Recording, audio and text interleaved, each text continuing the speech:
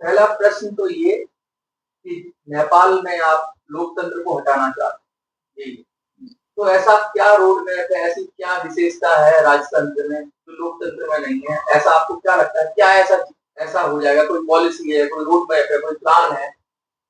कुछ तो होगा राजतंत्र में ऐसा जो लोकतंत्र में नहीं मिलता, वही पूछना चाहता हूँ।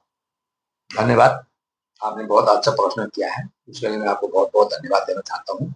और क्या है, जो राजतंत्र में हो लोकतंत्र में हो ही सकता है, क्योंकि नेपाल एक देवी देवता का जन्म स्थल है। नेपाल एक देवी देवता का तपोभूमि है, ऋषि मुनि का तपोभूमि है, जहाँ विष्णु भगवान का देश है, जहाँ शालिग्राम का देश है। हर घर में तुलसी और शालिग्राम पूजा जाता है। तो उस देश में लोकतंत्र नहीं चल सकता। लोकतंत्र जो है बाहर से विदेशी आके उसको प्लेटफॉर्म बना रहा है, वहां फुटबॉल खेलने का मैदान बना रहा है। वो मैदान में कौन आ रहे हैं? क्रिश्चियन आ रहे हैं, ईसाई आ रहे हैं, मुस्लिम आ रहे हैं, सारे धर्मावलंबी आ रहे हैं। उससे उसमें वहां नहीं चलता है, क्योंकि नेपाल एक देवभूमि है, देवी देवता ही चला सकता है। सवाल दूसरा इसी से जुड़ा हुआ आ गया, ये धार्मिक देश है, आपने जैसा कहा कि हर घर में धार्मिक लोग पूजा पाठ करते हैं, तो उनको नास्तिक लोग आप कह लो या दूसरे धर्म के लोग आ रहे हैं, तो उससे मतलब उनका प्रचार हो रहा है, आप ये कहना चाह रहे हैं? बिल्कुल। तो इससे राजतंत्र का क्या लेना देना? ये तो धार्मिक देश की हिंदू देश बना लेते हो, तो राजा की क्या जरूरत है? हिंदू देश बना लीजिए और लोकतंत्र चलाते रहिए, क्या दिक्कत है? या फिर उनको रोकना ही है? आपको उनको रोकना ही है? धर्म शक्ति है। एक मिनट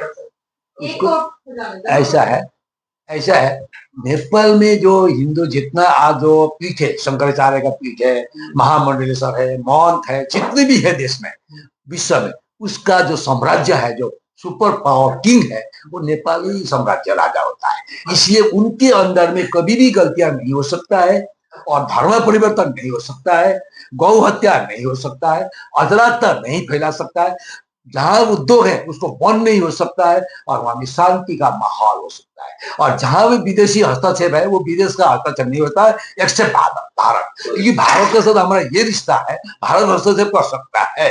क्यों कर सकता है? क्योंकि रोटी बेटी ससुर जमात ये तो संविधान, कई बार नेपाल का संविधान जहाँ तक मुझे पता है बदला गया है, तो ये तो सिर्फ संविधान बदल के भी हो सकती है। ये सारी चीजें जैसे गाय रक्षा है, बहुत सारी चीजें कानून बना के की जा सकती है। राजा ही क्यों चाहिए? मतलब संविधान ये लोग बदलने से क्या है, वहां में देखिए उनका ईगो है सबका। माओवादी बोलता है मैं ही बड़ा हूँ, केपी ओली बोलता है मैं ही बड़ा हूँ। आप देखिए एक इतिहास देखिए, 6 महीना तुम 6 महीना ये काटा जाता है कुर्सी। आप लोग का इतिहास गवाह है, मेरा गवाह नहीं है, मैं गवाह नहीं हूँ, मैं बोल रहा हूँ, मैं एक आप लोग को बता रहा हूँ, इतिहास को दर्शा रहा हूँ कि 6 महीना तुम 6 महीना में, 3 साल तुम 2 साल में, इस तरीका का इन लोग बांटा जाता है, भाग बंटा किया जाता है। तो लोकतंत्र में कहां लिखा है भाग बंटा करने का? नंबर 1 मेरा प्रश्न। नंबर 2 प्रश्न ये है, लोकतंत्र जो है, लोकतंत्र का मतलब है जनता का पावर, जनता का साथ होना चाहिए। क्योंकि जनता को तुम लोग पूछता ही नहीं, और सांसद को भी नहीं पूछता है। आप पार्टी से, कौन पार्टी से आप हेड ऑफ प्रेसिडेंट है, आप 4 आदमी बैठेंगे, 4 पार्टी है तो 4 आदमी बैठेंगे, दरवाजा बंद करेंगे, हिसाब किताब करेंगे, खत्म, और चुप, मैं व्हिप जारी कर रहा हूँ, तेरे को बाहर कर रहा हूँ। तो इस तरीका का नेपाल में चलता है। तो इसलिए ईगो प्रॉब्लम है, ईगो प्रॉब्लम है। अपने आप को मैं ही हूँ, मेरा अलावा कोई नहीं है, ये होते हुए, इसलिए इसका समस्या का बदल से नेपाल में लोकतंत्र नहीं चल सकता है। ये आप सूचित हो जाइए। एक और सवाल पूछ सकता हूँ? बिल्कुल। लोकतंत्र के अंदर तो जनता ही वोट करती है।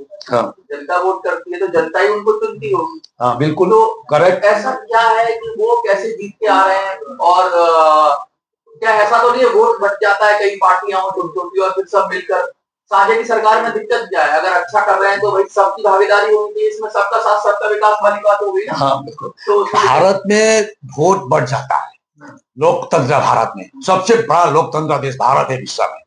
लेकिन नेपाल में क्या होता है, वोट नहीं बढ़ता है, बंदूक यहाँ लगाया जाता है, बंदूक लगाया जाता है, और उसको बोला जाता है वोट नहीं डालेगा तेरे को हत्या किया जाता है। तो वो हत्या में जाएगा ना वोट डालेगा, तो बाध्य के लिए तो मुझे वोट देना पड़ेगा, दे दो भाई मेरा एक वोट देकर मैं बात। वोट की लूट हो जाती है। बिल्कुल हत्या होती है, अगर वोट नहीं डालोगे तो हत्या आपका चाहिए। तो ये बंदूक के तौर पर कितने परसेंट है ये लोग जो कर रहे हैं? ये माओवादी है, केपी ओली है, देउबा है, कांग्रेस भी है। पीछे से बोलता है हम कांग्रेसी है, हम नॉर्मल है, भीतर से ये है। वो लोग सब लोकतंत्र में जितना भी बना हुआ है नाई के, वो लोग सब अगर राजतंत्र होगा तो कैसे ये सब बंद हो जाए? बंद हो जाएगी क्या? नहीं, ये बिल्कुल बंद है। यहाँ में तो नेपाल में 4 नेता 5 नेता को आप बंद कर दीजिए, सब खत्म। अच्छा, प्रचंड को बंद करिए, सारे खत्म। बाबूराम को बंद करिए, सारे खत्म। देवबा को बंद करिए, कांग्रेस सारे खत्म। उसका केपी ओली को बंद करिए, सारे खत्म। यहाँ तो नेता है मेन। आपको अपने वोट पे भरोसा नहीं है, राजा पे भरोसा है, ये कहना चाहते हैं? वोट देने की मतलब वोट तो दिया ही नहीं जा रहा वैसे। नहीं, वो तो दिखाया ना इतिहास में। भरोसा का बात अभी मेरा प्रश्न नहीं है। हाँ। मेरा प्रश्न यह है कि ये दिखाया गया है इतिहास, दर्शाया गया है इतिहास। इतिहास में जो हो रहा था वो आज का 200 साल पीछे का। ये 1768 में इंडिया आजादी हुआ, 1768 में इंडिया आजादी हुआ, हिंदू किंगडम। आप देख लीजिए, जब आजादी हुआ। भारत तो 1947 में हुआ, 1768 में नेपाल हुआ, ये जो किंगडम डायनेस्टी के साथ। उसके बाद में आज 2008 में लोकतंत्र आया। तो लोकतंत्र आए 15 साल में 45 प्रधानमंत्री बना। और कौन बना? ये स्थिरता तो नहीं है ऐसा। नहीं, और कौन बना? 6 आदमी का अंडर, 7 आदमी नहीं बना। 6 आदमी 45 साल तक राज करते रहा, और पढ़ा लिखा में 0। आप बोले व्हाट इज योर नेम, बोले हम तो अभी CRP में जा रहे हैं। चाहते हो कि लोकतंत्र का सिस्टम जो पूरी दुनिया में चल रहा है नेपाल में फेल हो गया, नेपाल के लिए नहीं है, वो पूरी दुनिया में चले नेपाल में नहीं चल सकता। एकदम correct, yes, very correct. I accept it, I accept you. नहीं चल सकता नेपाल में, क्योंकि देवी देवता का जन्म स्थल है। सब दुर्गा देवी बोलता मैं सबसे पावरफुल हूँ, हनुमान बोलता सबसे मैं पावरफुल हूँ। लड़ाई हो जाएगी, और लड़ाई हो जाएगी। इसलिए सबको मिला के हाँ, देवी देवता में देखिए, सब भगवान बोलता है मैं पावरफुल हूँ, मैं पावरफुल, मेरा पूजा करो, मेरा। हाँ, वही वहां हो रहा है, इसलिए वहां नहीं चलेगा, नहीं चलेगा। ये है, एकदम क्लियर, सूचित हो जाएगी। हाँ, बताइए। 1947 से पहले 1942 में यहाँ गांधी ने आंदोलन किया जी। तो अंग्रेजों को जब ये लगा कि अब आम आदमी जो है गांधी के कहने पर लाठी खाने लगा, ठीक है, तो आपके वहाँ जो है आदमी तो वही है, और आदमी की पत्नी जो है जरूरतें भी वही है। नेपाल में कोई ऐसा आदमी पैदा नहीं है जो वहाँ की पब्लिक को मैं इस तरह से जोश भर सके। ये ठीक है, ये जो पॉलिटिकल सिस्टम है, इस पॉलिटिकल सिस्टम को हमें बदलना है। तो पॉलिटिकल सिस्टम को बदलने के लिए कोई ऐसा पॉलिटिकल पर्सनैलिटी नहीं है कि जो आए और लोगों को अपने साथ एक करके गांधी की तरह, और जो वर्तमान शासक उन शासकों से उनकी लाठियां खाए, उनकी गोलियां खाए, तो फिर अपने में से कोई एक अच्छा पॉलिटिकल हो उसको वहां पर बिठाए। साहब, मैं आपसे एक चीज मैं बताइए, चल रहा है ना। हाँ, यहाँ स्टेटमेंट नहीं चल रही, स्टेटमेंट नहीं दो, ये डिबेट नहीं हो रही। सवाल भी नहीं है, मैं सवाल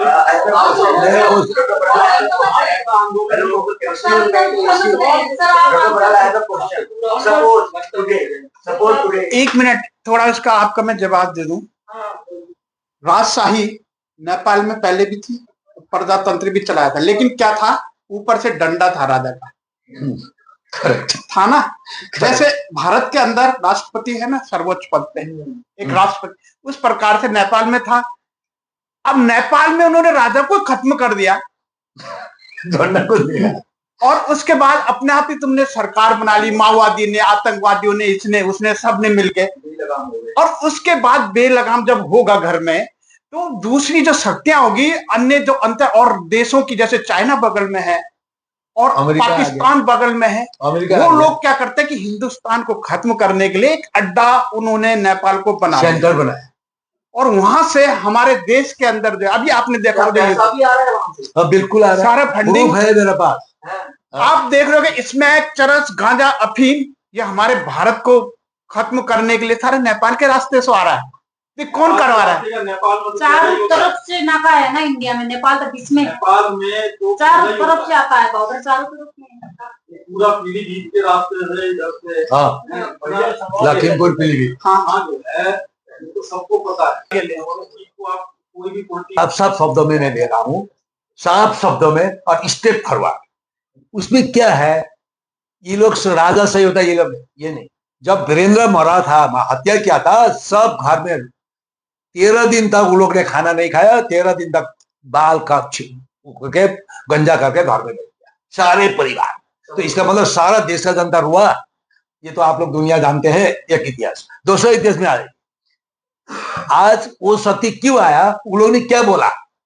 अभी हम आपको बोल देते हैं आपको आप 2 करोड़ रुपया देगा मेरे साथ चलो, तो आप भी तो थोड़ा तो भटक जाओगे। तो इसी तरीके से उन लोगों ने क्या बोला, जितना संपत्ति है देश का सबको बराबर बांटा जाएगा, नंबर 1। और नेपाल को स्विट्जरलैंड बनाया जाएगा, नंबर 3। और सबको रोजगार यहाँ होगा, बाहर से भी यहाँ आएगा। ये 3 नारा का साथ लोग लगभग नेपाल का भारत के जनता, आपने बनारस से शुरू किया, मैं बोलने नहीं पाया, अब बोलता हूँ। बनारस में जब नेपाल में कांग्रेस नहीं है, भारत का कांग्रेस नेपाल में गिरिजा प्रसाद कोइराला जो था बनारस में महात्मा गांधी के साथ जेल भरो आंदोलन में घूम रहा था, तो वो जेल में भी गया था। अब सुन लीजिए आप, उसके बाद में वो नेपाल में जाके भारत का कांग्रेस नेपाल कांग्रेस, नेपाली कांग्रेस क्या है, नेपाली कांग्रेस नहीं है, भारत का कांग्रेस है। नंबर 1 आप समझ लीजिए, आज सूचित हो जाइए। नंबर 2 आप आइए, इन्होंने जब इस तरीके से लोभ लोचन किया, नेपाल का जनता होशियार नहीं है, नेपाल का जनता अनपढ़ है, नेपाल का जनता गांव में रहने वाले, चलाक नहीं जानता है, बदमाशी नहीं जानता है, कुछ नहीं जानता, जो बोला आप वही, आप जो बोलेगा वही माने। एक आदमी ने जाके बोला ये इशू का दवा पानी है, आंख में डालो ठीक हो जाएगा, लेके क्या गया था आई ड्रॉप, वो ठीक हो गया। ओ भाई इशू तो अच्छा, चलो मैं भी परिवर्तन कर लेता हूँ, इस तरीके से परिवर्तन। और वो जो पैरासीटामोल को घोल के बोतल में डाला, उसको खिला दिया, बोला तुम्हारा बुखार ठीक हो गया, इशू नहीं कर दिया, बदल गया। और बोला तो खाने का नहीं है, वो हमारा जात पात नहीं है, तो लो ये लो। खाली एक गलती मैं मानता हूँ ब्राह्मणों का नेपाल में, क्या गलती किया उन्होंने, तुम छोटा जात मैं बड़ा जात, इसमें आप बोल सकते हैं आई एक्सेप्ट फॉर दैट, वो दैट कुछ नहीं है। और अनपढ़ जनता है, सीधा साधा जनता है, भोले जनता है, भोले बाबा जनता है, और पूजा पाठ ही है, झूठ नहीं बोल सकता। मैं सुबह पूजा करूँ 8 घंटा, मैं आपको झूठ नहीं बोल सकता हूँ, नहीं बोल सकता, मैं फोन नहीं उठाऊंगा, लेकिन झूठ नहीं बोलूंगा। Yes, please. What? I have a question. Yes, Suppose today you govern their rascal. Yes. Then today tomorrow morning you are announcing भाई हम रास्ता में घोषित करने जा रहे हैं। जो आती चुनौतियां हैं, क्या आपके पास मैकेनिज्म है, कैसे उनको आप, क्या स्ट्रेटजी आपकी, और जब रास्ता कैसे आप जनता का जो अपना मनोबल खो चुकी है, विश्वास नाम की चीज खत्म हो चुकी है, कैसे उन तक राजा तंत्र पहुंचेगा, क्या आपकी स्ट्रेटजी है, और बनने के बाद जो आपकी प्रायोरिटीज क्या होंगी, तो develop redevelop rejuvenate of the nation of Nepal. यही चीज तो ये कह रहे थे ना कि नेपाल के पास कोई दूसरा गांधी पैदा होगा, पैदा होने की उम्मीद है। दूसरी बात, राजतंत्र राजा जो थे खत्म हो चुके, अब किसको कमान देना, मनोबल डाउन है, पर है, वो राजा कहाँ है, कैसे मानेगी कि हमारा राजतंत्र में का राजा है, ये उत्तराधिकारी है। गांधी है, गांधी की उम्मीद है नेपाली को, ये बताइए नहीं। यस यस, वो एकदम फैक्चुअल में जवाब दे रहा हूँ। ऐसा है, वो 200 साल से आज राज सत्ता में है, काम कर रहे, उनको जनता जानता है। उनके पीछे बैकडोर में रह के विशिष्ट विज्ञ व्यक्ति अगर बैकडोर में रहता है, विशिष्ट व्यक्ति बैकडोर में रहता है, तो वो काम करने में सक्षम होंगे और उनको सुझाव देंगे तो आगे बढ़ेंगे, काम करेंगे। क्योंकि उन्होंने कभी भी अराजकता नहीं फैलाया, अशांति का माहौल नहीं बनाया, धर्म परिवर्तन नहीं कराया। ये सब जनता को विश्वास है, आत्मविश्वास है। इसीलिए हम लोग बैक में रहकर भी उनको आगे बढ़ा सकते हैं, उनका नेतृत्व में हम लोग काम कर सकते हैं। उनके हमें मैं इन लोग के नेतृत्व में हम लोग नहीं काम कर सकते, विज्ञ आदमी काम नहीं कर सकता है, क्योंकि इन लोग का जो अराजकता फैलाने का आदत है, जो दादागिरी, गुंडागिरी, आतंकवाद करने का आदत है, उनका इस परिसर में हम लोग नहीं। डॉक्टर साहब वो क्या रहा है, ये लंबे समय से चल रहा है, एक दिन की समस्या नहीं है, 2008 से लेकर अभी तक चल रहा है। क्या हम उस पर इधर बातें ना करो, सरकार से, भारत सरकार से, या जो हमारे नेबर कंट्रीज असेंबल करने, रिडेवलप करने के लिए क्या स्ट्रेटजी है आपके पास? हमका ये स्ट्रेटजी है, वंशर हम 0 करेंगे, उससे जनता को राहत मिलेगी। इन्होंने 500% वंशर कहीं नहीं है, अंतरराष्ट्रीय लेवल में 28% है। आप लोग स्वयं पत्रकारिता है, आप लोग बहुत हमसे ज्यादा अवेयर है और जागरूकता है, ये नंबर 1। नंबर 2, हम 1 करोड़ युवा हम भर्ती करेंगे, क्योंकि हमको पहाड़ी क्षेत्र है, हॉर्टिकल्चर में आइडेंटिफाइड करना है, एग्रीकल्चर में आइडेंटिफाइड करना है, एजुकेशन में आइडेंटिफाइड करना है, 54 सेक्टर है, उसमें आइडेंटिफाई करने के लिए आपको 1 करोड़ युवा का नौकरी की जरूरत है, ताकि हम जाके स्किल बनाएंगे, उनको समझाएंगे, ये करेंगे, और वो पैसा का लिए कोई समस्या नहीं है। 2 नंबर। 3 नंबर जीडीपी बैकबोन है। जब तक हमारे पास अर्थ नहीं होगा, हम किसी को कहां से पेमेंट करेंगे? इसलिए जीडीपी का प्लान करने के लिए भी हम लोग उसका जीडीपी, नेपाल में जितना जीडीपी है, richest country of the world can be declare as Nepal. इतना रिसोर्सेज नेपाल में है। सुना कि चिड़िया है, करे क्या? जो जानता है श्रीखंड को हम तिलक लगाते, वो लोग कुथार का ये बना देते हैं डंडा।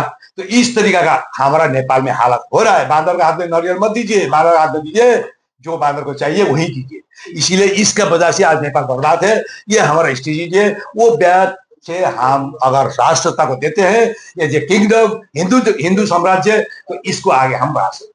इसलिए हम इसमें काम करने के लिए आवश्यकता है, और इनसे कुछ नहीं होगा, ये हम सोच भी नहीं सकते, सपना भी नहीं है, क्योंकि इन लोग का पैसा आ गया सीधा। 95% करप्शन मतलब not a matter of job. और यूएनओ में रिकॉर्ड है, मैं स्वयं यूएनओ का मेंबर हूं, मेरे पास एक डाटा इनका है, इनके क्या करना। और उतना ही नहीं, 50 लाख रुपया पर डे चाहिए। गृह मंत्री बोलता है, कार निजाम किया संसद में। 1 नंबर आप लोग सुनिए। 2 नंबर में आप लोग सुनिए, ये जो भूषण देवगा, आरजू देवा का भाई 5 करोड़ राज्यपाल बनाऊंगा बोल के 5 करोड़ लेके परसों दिन भाग गया, परसों दिन कनाडा भाग गया 5 करोड़ लेके।